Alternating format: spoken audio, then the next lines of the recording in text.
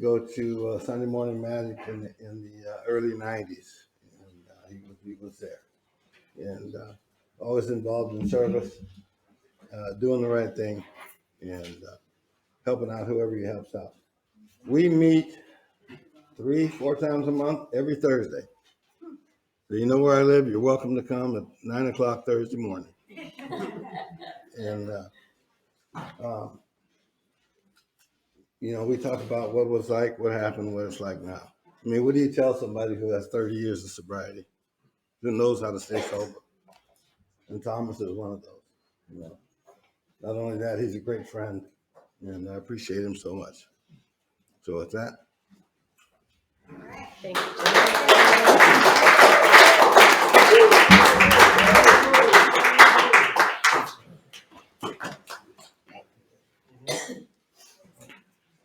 Hazard here. Okay. And you know what we're going to record for the website. Yeah. I've got a little clock here for you. Okay. Oh, anyway. My name is Thomas. I'm an alcoholic. And I want to give thanks to my sponsor. He's a great person. I go there and meet him, once a week on Thursdays, and he's really been a lifeline for me. I go through some things, and he's helped me, and I really appreciate him. And his wife that's sitting there beside him, they're such a great couple and everything. I really love those two. So my sobriety date is 11/18/91 when I came into the program. I guess I lived in a little small town up north called Arlington, and I had five sisters and one brother, so and I fit right in the middle. I was the third one, and I don't know, there was always something a little funny about my family, but I didn't know exactly what it was though. And my mother, she never touched any alcohol at all. I mean, she would be the kind, if you had a drink, she'd take a little sip off it, and that was it. She'd take a little sip, and that was it. Like, well, whatever. And then, but my father, he was a chain smoker and a beer drinker, so he was the alcoholic, what I mean? And, in the early days, everything went all right and everything.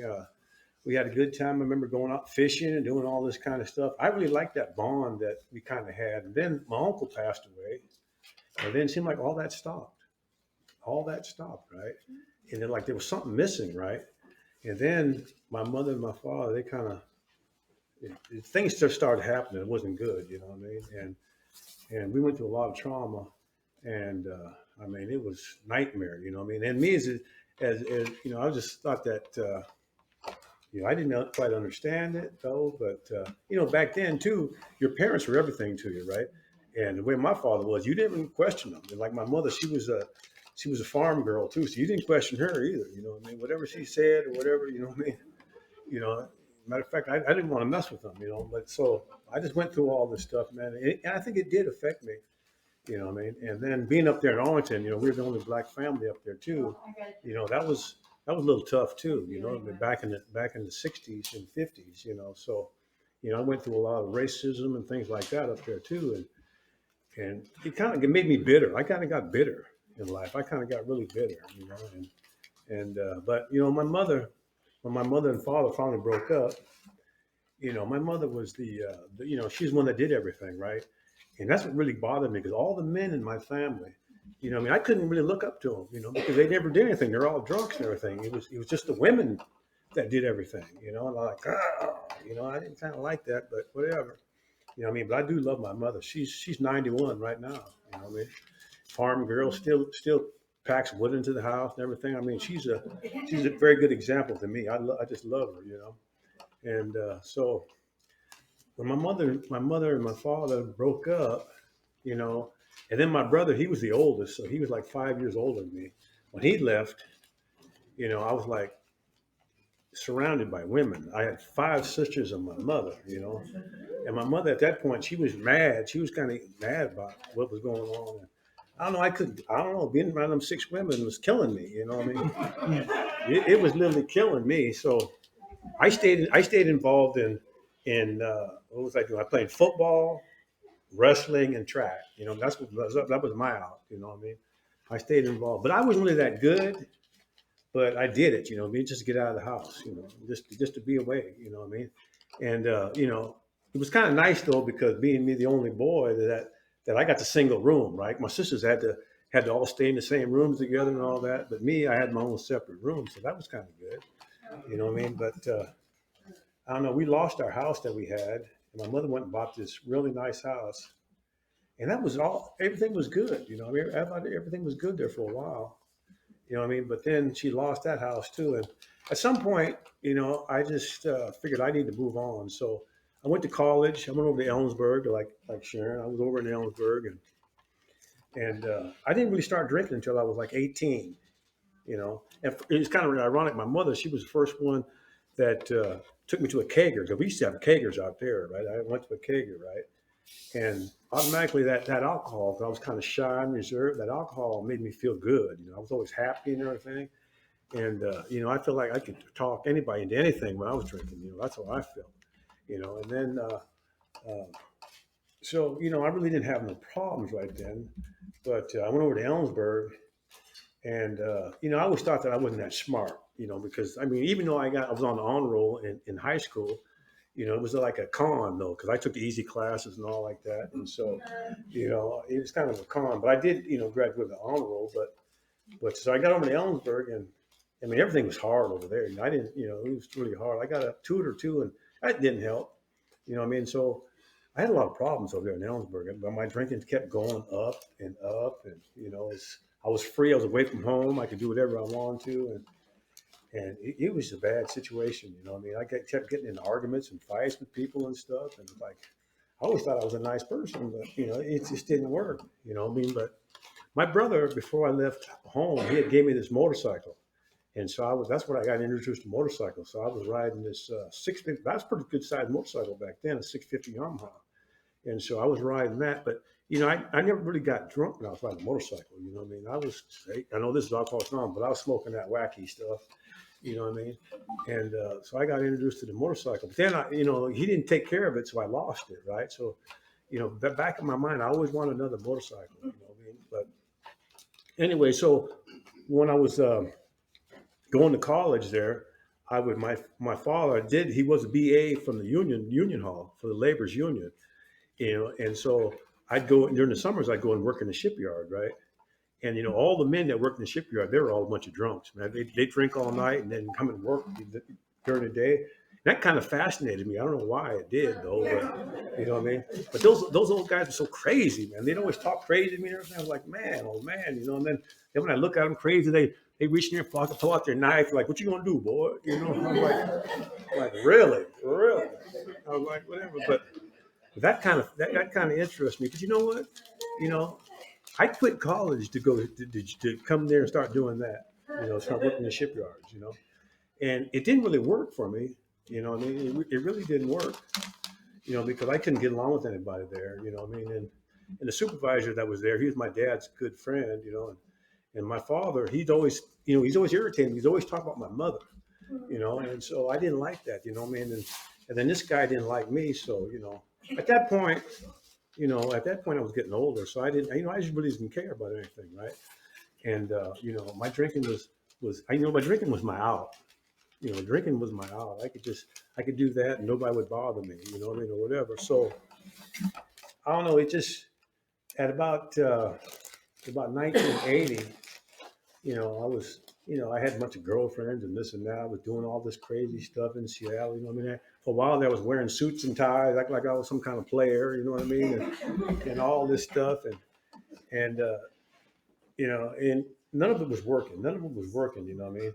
I even was living in the projects for a while, and the guy told me, "Say, you know what? You need to get out of these projects, man. You don't fit in these projects, right?" So, I did that, and even at then, I almost got beat up there because I got drunk one night and this girl, she kind of was messing around or whatever, and I was gonna do something to her, and her brother came in the room and all this, so it wasn't a good situation for me.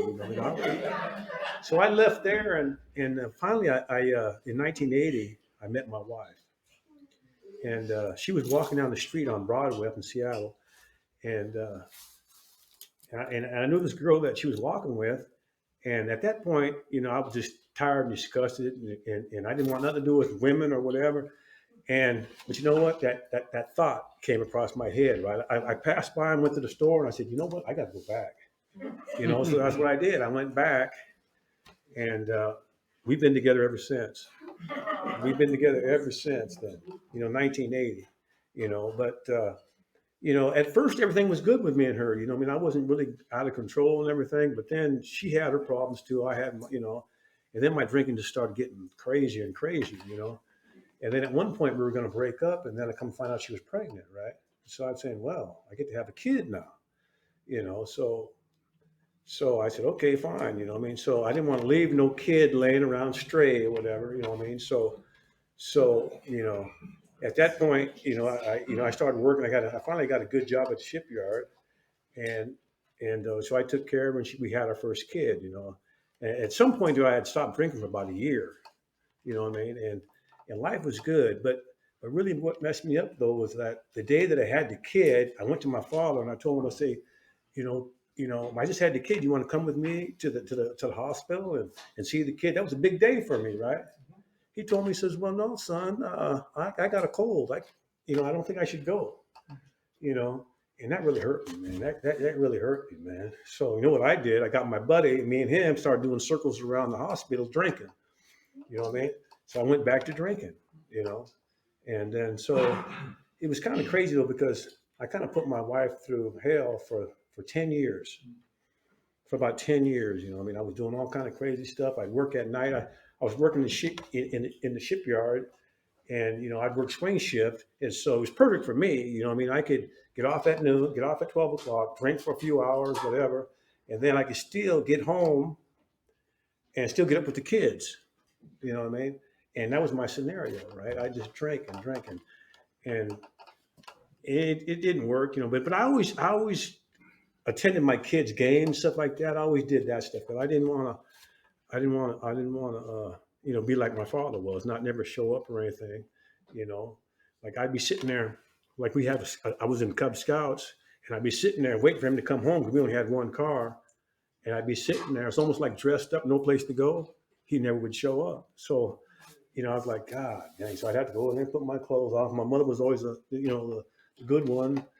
Thomas, it'd be all right. What I mean? So I didn't want to be that kind of a father. So I would go to all their games and everything, but I was messing up. I was just, I was getting drunk. I didn't know nothing. Then I was jealous too because my wife had a close family. I mean, I didn't like that. I wanted her for me. I wanted her to be for me.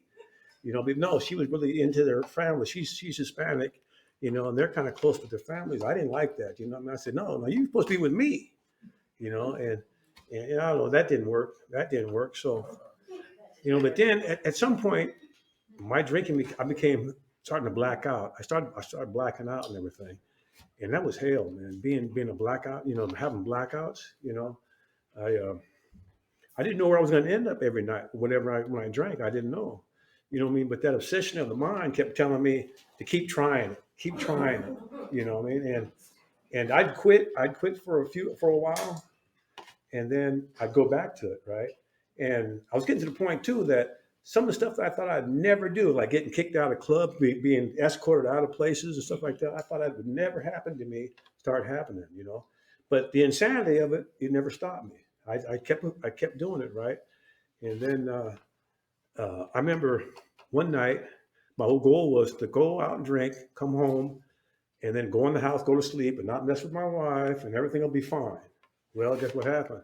I got all the way to my house, blacked out on the way into the house, got into an argument with my wife again. Here I go. The craziness would happen again, right? So I was like, God, I can't keep doing this. But like I said, I kept trying. So my last night of drinking, I did the same thing again. I had that idea that I would go and like that, you have some milk or drink a little bit and have a little milk with it and everything. And I figured I wouldn't get drunk. I'm not going to get drunk. I'm not going to get drunk this time. And about 20 drinks later, I was drunk, man. I felt it. I was like, man, I'm drunk again, man. What am I going to do? But, at this point too, I had started shining shoes downtown Seattle. I was making good money doing it too. It was like in the 90s, right? And I remember the convention was there that one year in 1990, the AA convention. And then people don't pay. Them people don't spend no money. We were all pissed off, man, because they weren't spending any money. You know what I mean? And so anyway, my last day of drinking, I got so drunk, and I ended up getting into my car and driving from downtown Seattle, Pioneer Square, up to Beacon Hill, and running to a telephone pole. And at that point, I was in the blackout, and I came to, and these people were shaking me, and I'm looking around. I don't see no cops, right? I don't see no cops. So guess what? I put it in reverse, take off. You know, my whole truck is all dented up and everything. These people thought, man, this guy's crazy, right? But anyway, I think that's the good Lord was behind me that day, because when I got to South, I don't know how I made it from there on the freeway and got to South Center. And at that point, I come to, and I seen the blue light over here. I said, oh, I better watch out here. And then I looked, and there was a cop coming behind me, right? And so I said, okay, I just got to pull. I just pulled over. He come up to me and looked at me, and he said, do I really need to give you a test? I said, no, not really. I'm drunk, whatever. And that was it. That was it for me. You know, I did it again. You know, I got drunk, and this time I had wrecked my truck that I just got for fixing. So the worst part of it was I had to go. My wife had to come and get me. Right, I had to face her. You know what I mean? I didn't want to face her like that of being drunk. You know what I mean? They had my license and everything, and so that was in November, and so I figured that I'd just stay sober until I went to court, and I could lie to the judge, whatever, say I haven't been drinking. But after all that craziness, around I was working because I started working construction now, and they gave me a bottle of liquor around Christmas, right? And so why didn't I just throw that bottle of liquor away? I didn't. I kept it. And so when my in-laws came over at Christmas, I was going to pour them some eggnog and whiskey, right? And at that point, I had it out. I was going to pour it. They looked at me. They said, "We're not drinking with you." I don't know if my wife gave them a sign or something, but they say we're not drinking with you. That really kind of hurt me, right? And so they left, right? And so now what am I going to do? My wife ain't going to drink with me or whatever. And so I think that's the last time I touched alcohol. I took that whole bottle and I poured it down the drain. I just poured it down the drain. Enough of this, So, but anyway, what happened to me was when I went to court, they gave me some options because that was my first DWI. They gave me these 3 options. The last one was deferred prosecution. You could do a 2-year deferred prosecution. And that's what I did. I decided to take that. I figured in 2 years, I'd lose the desire to drink. And it worked because, I started going to meetings. I had to go to 2 a week. And then at some point I realized that's not enough, right? Just 2 meetings, Airport Rutherford was my first home group. And that met at 6:30 in the morning, right? And I couldn't go during the week because I work construction, because we start early. And so I just go on the weekends. And I figured, man, that's not enough. So I figured I started going to a book study, a big book study and a step study during the week on Tuesdays and Tuesdays and Thursdays, And that's really helped me. That really helped me because I kept doing those steps over and over. And the older people that were there really helped me out and everything. And so I started getting it. I didn't like this program at first. I'm gonna tell you that right from the start. And then when I had to go to outpatient too, and there was a woman that was my counselor, and I didn't like her either. I really didn't care about her. She looked at me one time and says, "How come your eyes are so red? You've been." I said, "What are you talking about? What are you talking about? I ain't been drinking." You know what I mean? But the thing that really kept me going was, the guys would say keep coming back, but they said that only 1 in 37 make it. You know what I mean? And that's like saying that I ain't gonna make it. You know what I mean? So I said I'm gonna make it. You know what I mean? And then my kids were 6 and 9 at that time too, right? And here I'm supposed to be their father, and I'm nothing but a drunk, and I'm acting stupid, wrecking cars and doing all this kind of crazy stuff. I said, these kids deserve better than that, right? So, I started working the program, you know what I mean? It started changing my life, you know what I mean? And, they say be rigorously honest. That was the first start, get rid of that, be honest, and then stop being so self-centered, you know what I mean? And that's what I did. I just started working, started going to meetings all the time. And, I used to love the meeting after the meeting. I'd stand out there and talk till like 10 o'clock at night with these guys, you know what I mean? And the thing that I really like too is the fact that once I had quit, everybody was, once I had stopped and was going to these meetings, people were calling us a cult. And they had all these names for AA, right? And I didn't know where I was going to go. But the thing about it is I had a fellowship there with all these people because I didn't need the people on the outside anymore. I needed the people on the inside, right? So they were all like my support. That's what really helped me. I had a support now. It wasn't like, I was alone, right? So I love that, right? And I won't really recommend this though, but I went to Airport Little Birds was my first home group, and you know, they asked me one time if I was going to be a secretary, right? And I had a couple of months. They told me I was going to be a secretary, and I said, okay, I'll be it. But then the first day I showed up late. Those old timers told me, look here, you just go sit down. You know what I mean? You just go sit down over there. We got it. No big problem, right? But see, back then, shame and humiliation like that, I didn't like that, right? So I was never late again. I learned about responsibility. You know what I mean? So I was never late again. And so, you know, I wouldn't suggest this to anybody, but I never really started working my steps or had a sponsorship of about a year because with Airport Early Birds, we used to go to like treatment centers and we were going down feeding the homeless and we were doing all this stuff, and I was involved with all these guys doing all this stuff. And, I didn't really think about it. Finally, a guy told me, he said, Thomas, I think you need to, there was a fourth step workshop at Pass It On. He said, I think you need to maybe go to that four-step workshop and do your fourth step.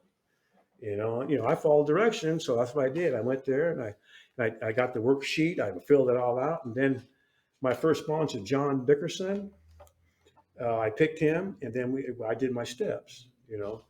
And man, I tell you, man, I had this whole list. Man, he looked at the list and said, "You got that many resentments?" And I said, "Well, yeah, But but anyway, it was kind of good though. When I did it, I kind of realized that all the people that I had all these resentments against, they were just human beings, right? They were just doing the best they could.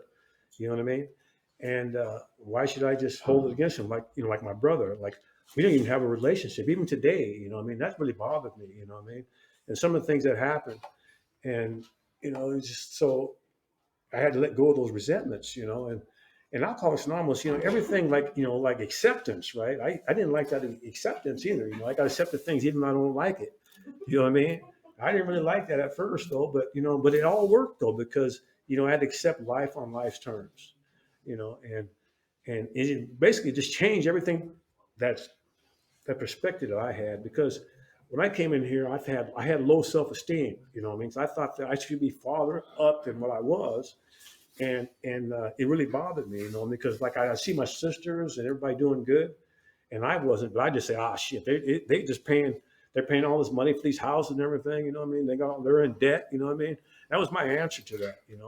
But anyway, so here I had a chance. I had a chance to do something, and I took it. You know what I mean? I just love this program. And then after a while, Airport Early Birds, my sponsor passed away. And I was kind of lost there for a little bit, right? And so I ran into this guy right here, Roosevelt and Jarrell Patterson. I went to this meeting. I ran into these guys at Riverton Hospital, right? And all of a sudden I say like, hey, man, that's cool, man. There are a couple of brothers, you know what I mean? Because there were no brothers in the program, you know what I mean? There were no brothers. I'm like, what the hell, And so I ran into these guys, and these guys, they weren't talking all crazy and stupid and everything. They were articulate and everything. I was like, man, that's cool, man. So they kind of took me in, and then they introduced me to the service structure, right? Like being GSR and all that kind of stuff. And that's where my service started, because Jarrell, he became my service sponsor. And I started doing all this stuff, right? These guys, they took me down to Portland. And I had to get up and talk for our group as a GSR. And there were 700 people in this room, and I'm thinking, man, that's going to be scary, man. I can't do that. They say, no, just go up there and represent the group, And so one thing about it, though, is that, you can be kind of nervous before you get up here. But once you get up here, you kind of loosen up a little bit, right? And so, I don't know if they're lying or not. They said I did a good job, though. But, they always say that, you know what I mean? But and so by doing that, I just got involved in service. I did a whole bunch of jobs, and I became alternate DCM, became the DCM, even though I kind of had to lose that job though, because I worked construction. So they were always sending me out of town doing stuff. I built these big fancy walls and stuff. So they sent me down to Vegas, and Jarrell told me, Thomas, if you're gone for more than 2 months, you got to give up that position. You just can't keep it though. Even though I spent a couple of years trying to get that and everything, it really hurt me, but I had to give it up, And so I did that, but and then like going to the area assemblies, I think I've been to every one for the last 10 or 12 years, and all the people that I've met there, and I still see, it's great, because there's a lot of work that has to be done in AA, right? Like right here in Seattle, we have the intergroup. Some of them places don't have an intergroup, right? So they have to have committees and everything to do all this stuff, right? So it's amazing what these people do. And so I really love that. I really love that service structure. And these guys really taught me. And then one time, like Jarrell, every time I do something, he'd always say, Thomas, we don't need your opinion, right? You go get opinion. Like they have these, GSO, they come out with these guidelines, right? And so on all these different subjects, go find a guideline and present that to the groups, right? So that they know it's not just your opinion, right? And that was a good thing, And I know one time too, I'd bring reports in. My drill used to say, write out your reports and everything, make sure it's written. And I'd write them out and I'd hand them to people and they just take them and throw them in the trash. And I was like, man, I spent all this time doing this and they throw it in the trash. Drill said, Thomas, what they do with them is none of your business. What they do, as long as you do it, that's the important thing, right? So I had to learn that too. But yeah, I really love the service. And me and Barry, we used to go into, we used to do the first Saturday, going to King County Jail too.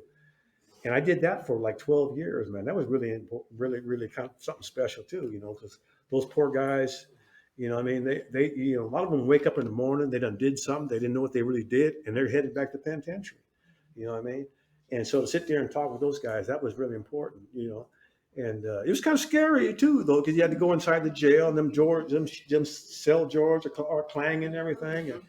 And Barry, he's a big guy though. He's like 6'4", So I've always had it, But the whole idea is though, we had to control the meeting though. If they felt that we couldn't control the meeting, then we couldn't have a meeting in there, right? And these guys were all had committed felonies and stuff like that. But there was never no problem, right? Because I think God was there with us, And I've seen a couple outside of there, and we really couldn't take no phone numbers or anything, no. But just to be able there to help them, that was great. So I really enjoyed that. And last year I had a sponsee. His name was John C. And I'm a bicycle rider. I'm always out riding. I do 100 miles, 60 miles, whatever. I'm really into bicycling.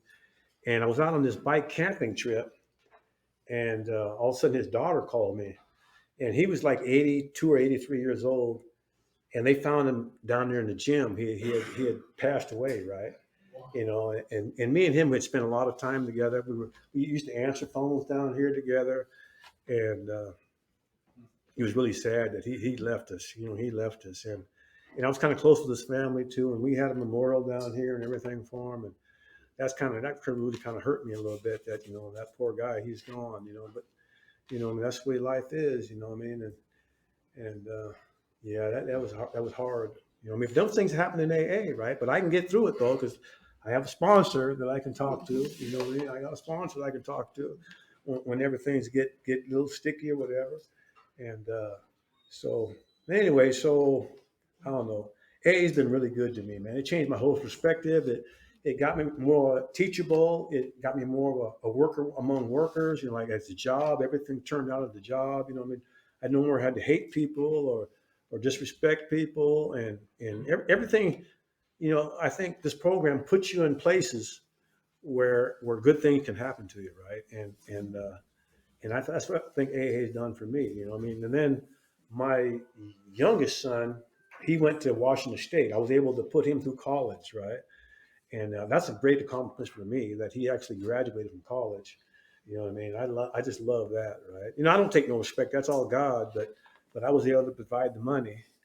And then, my oldest son, he, he got into a few problems too. But I have two sons, and guess what? They drink. They're not like they're drinkers. They had problems too, but they still drink. Just because I'm sober don't mean they're going to get sober. You know what I mean? Even though I don't have alcohol in my house, I don't ever had a party. I don't have parties in my house with alcohol at all in my house. You know what I mean? They had their problems too, and but my oldest son, he really went through a lot of craziness, and I think some of it was because he used to the arguments that me and my wife used to have, and that really hurts me that he had to go see that stuff and go through that. But he went through a lot of depression and everything, and but you know what? The good Lord finally got him at 25. He decided to go to Renton Tech and become an auto mechanic. And at that time, he was ready because he ended up getting a 4.0, and that was really good. And they gave him, he was supposed to get money. They gave him more money, and so he did good. So he's an auto mechanic, right? You know what I mean? So I get free auto work now. Well, now he's charging me $30.